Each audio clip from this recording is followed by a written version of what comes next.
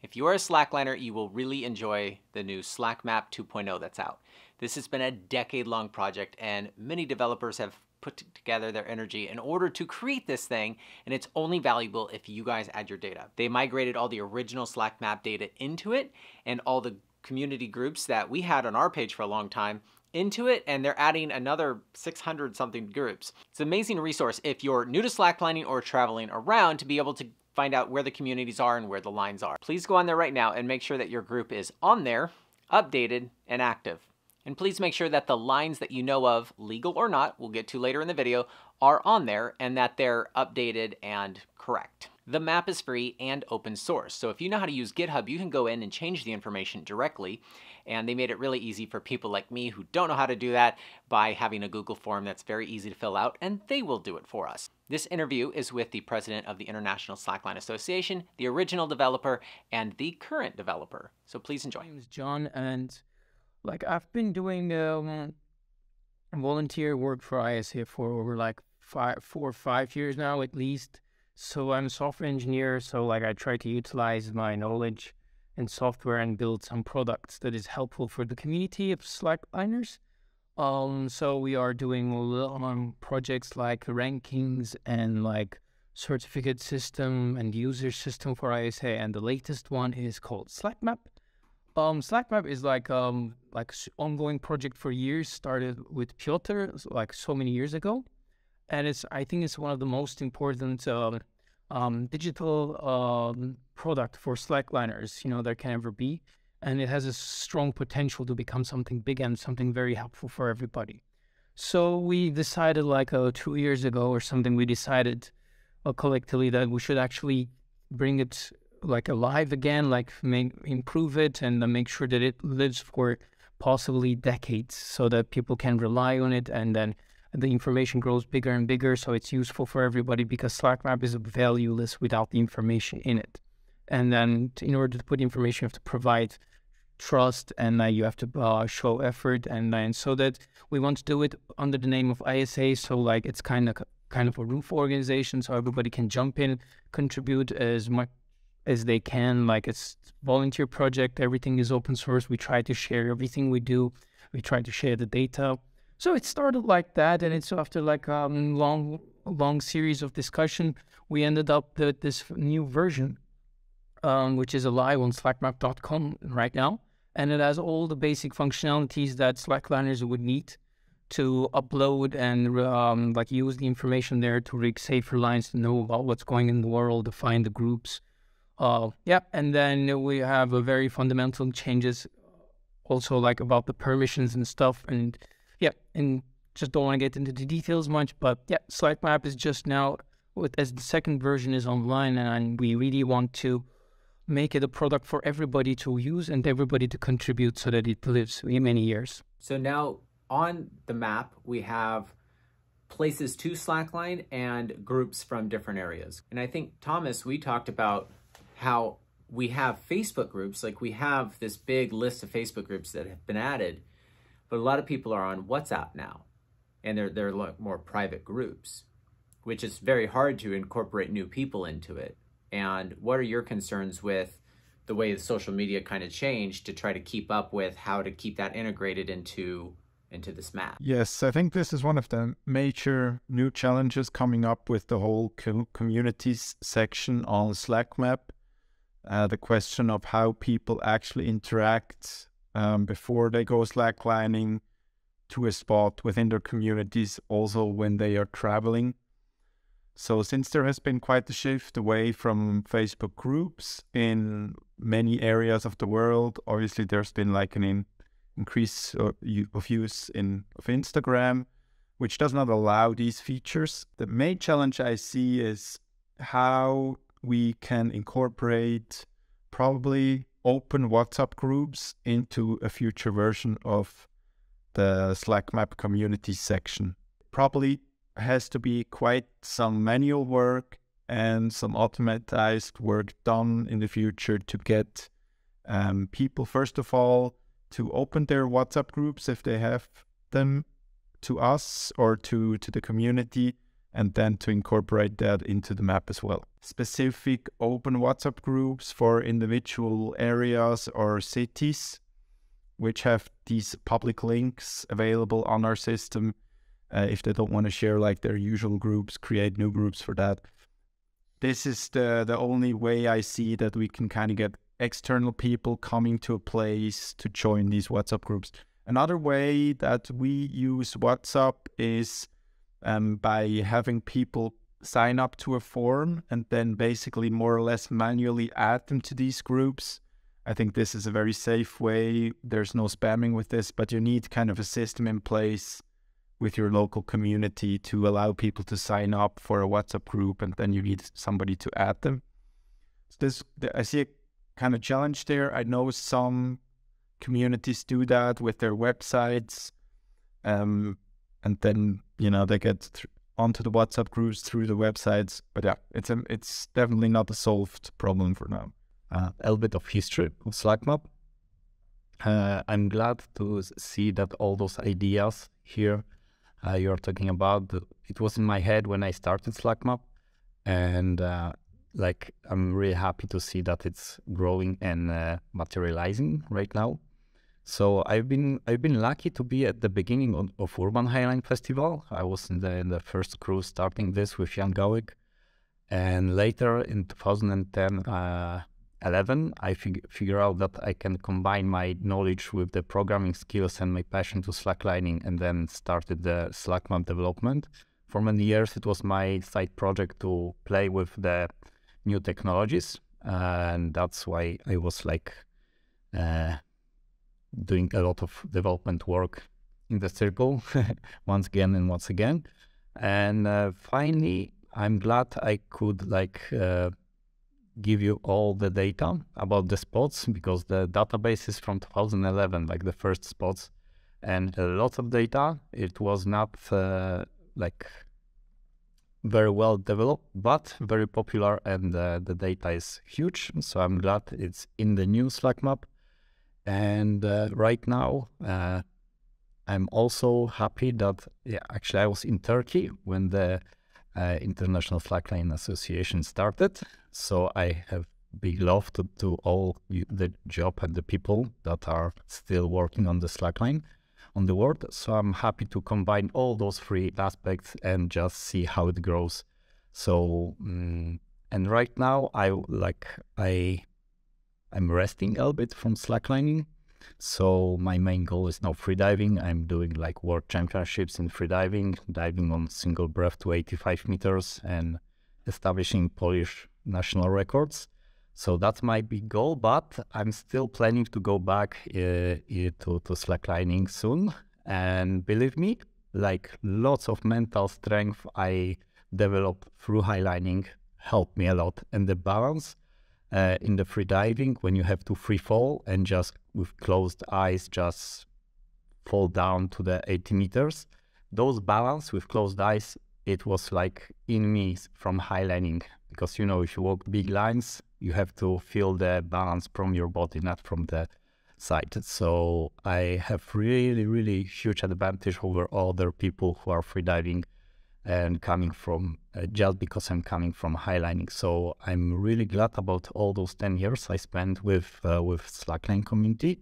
Now I'm really resting and developing myself with freediving. I'm teaching freediving. I'm an instructor, and highlining and slacklining is my main goal when I teach about mental aspects. So right now, I'm glad I can see how you guys are still developing the slackline community, and soon I hope I'll be back more active. The original map was added to over all these years, and the data was collected, but there was some glitches in the map, right? And John, you were able to make the map new and better with what's available today with that data that was growing over all these years? Yeah. So the main reason is, the software products are not like movies. When you release them, you're done with it. You have to really trace them. You have to really maintain them and stuff. And when you do a volunteer work, which means free time work, when you're done with it, when you lose your motivation, you just don't feel like taking it back up again and just fixing the bugs and whatnot. So yeah, if you leave unattended, they tend to just die. And like over the years, if you do it for long enough time, it's unmaintainable anymore with the volunteer work. So yeah, that was the main issue with the old SlackMap, that it was so hard to find people, even considering myself, to just start looking at it and then like put it back up, like with the fixes or the improvements or new features we wanted to add. So that wasn't questionable anymore. So we decided we start from scratch, because there's a lot of advancements in software over the years. So we can do it simple, we can do it faster with more. And the most important things we can put the lessons we've learned over the years from the real user feedback into action and build like better features. Like over the years, we've seen how people want to use and what they really need and what actually they don't need.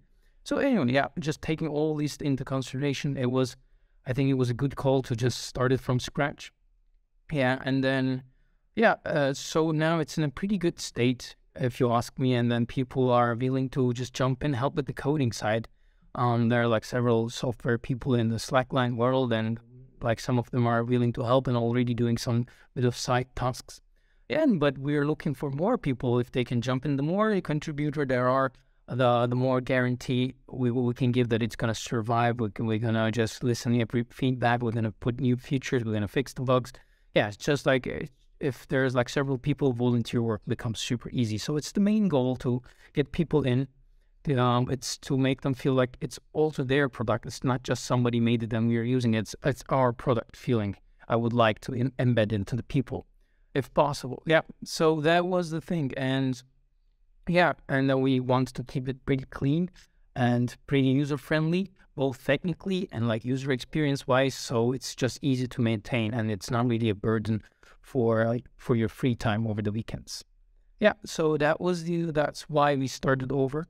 And we say it version 2, that's why. SlackMap is only valuable as long as people put and manage their data in it. So we really want to encourage everybody, like somehow, like it's not easy task. It's not, you cannot just tell them, come in, put your data in. And it's not, you have to just somehow provide some sort of nice gestures, features, and whatever, just pull them in somehow with tactics. So yeah, it is really important now. We're really trying to encourage and looking for ways to contribute with the people. I remember well, Piotr, in 2015, we were talking about creating, or 2014 even, we were talking about creating the ISA.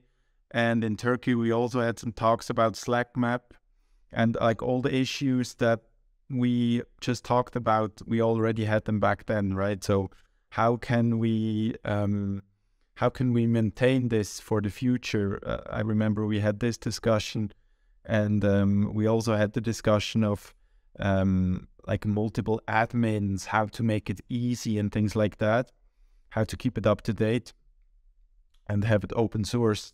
So I just want to maybe use this to thank you, Piotr, that you allowed us to use all this data that you collected within your system over the years, and now basically make it accessible to the public, to have multiple people working on this in the future, and we're trying to maintain it for the future and just make it accessible to everyone. I think that's a really key gesture that you made towards the Slackline community to give the ISA the data and give Chalum the possibility to build a new system around your data, because without that, the whole structure wouldn't work, right?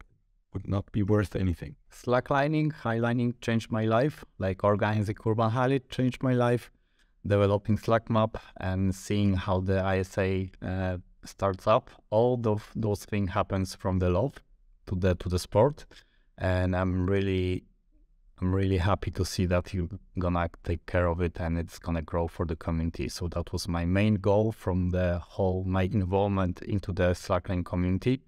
So I'm really glad and in love state that you're gonna take care of it, and I trust in ISA and trust in your work, and I really love it. So I'm gonna hold on for you guys and for the whole community. So thank you that you're gonna take care of my child and make it strong and grow for the people. Thanks. When you click on a group, it's in the bottom, there's like a little text that in the data is read from this URL. You can click on the URL and it tells you, like, it's an open source, like you can see all the data available, like everybody can see all the data available. So if you know a bit of coding, or if you're experienced with this sort of thing, you can update it yourself, and then all it takes is ISA to approve it. You know, it goes for approval, but you can update it and just suggest the updates to us. But if you're not really experienced, you can just fill in the form. That if you follow the link, you will see that you can fill in this form, and then somebody in ISA will do it for you. So we try to make it very fast for you because this community data is actually community data. We can't know if a group is active or not. So we rely on people giving us feedback, and the feedback, we try to make it as quick as possible with like 2 button clicks, basically, so people are encouraged to follow it. So yeah, if you follow the link, and it's just like with a couple clicks, within 30 seconds, you will be able to provide your feedback, and then we'll fix it.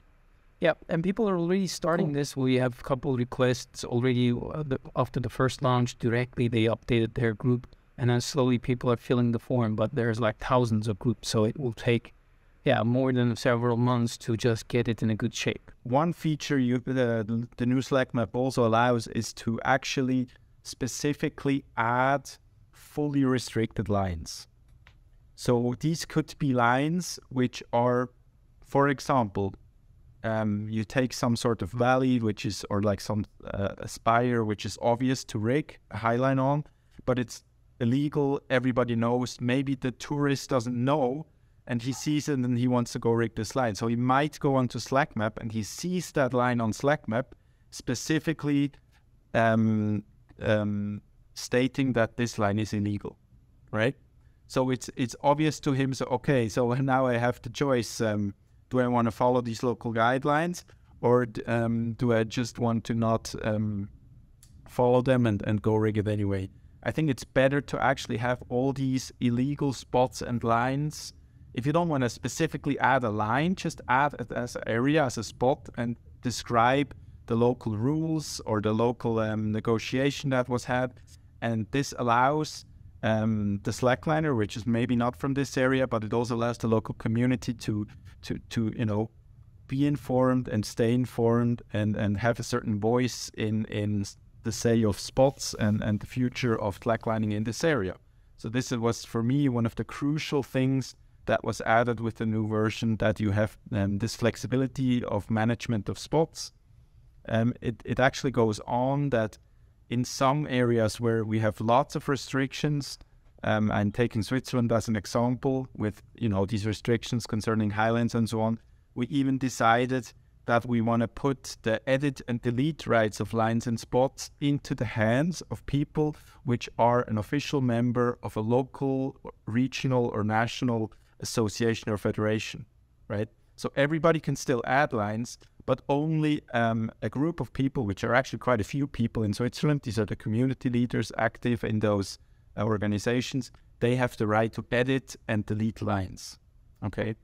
So this is also a future thing. It's already established now. It's already you can already do it, but for the future, with this system, we can also hand over basically ownership of certain spots and lines to people who want to manage their local areas. So this is a key feature, and it's still as open as possible, but there are some restrictions for just certain types of areas and lines, which I think totally makes sense. People really should revisit their existing lines and spots in their area and check for those restrictions and set like either a full, a partial restriction, or basically no restriction.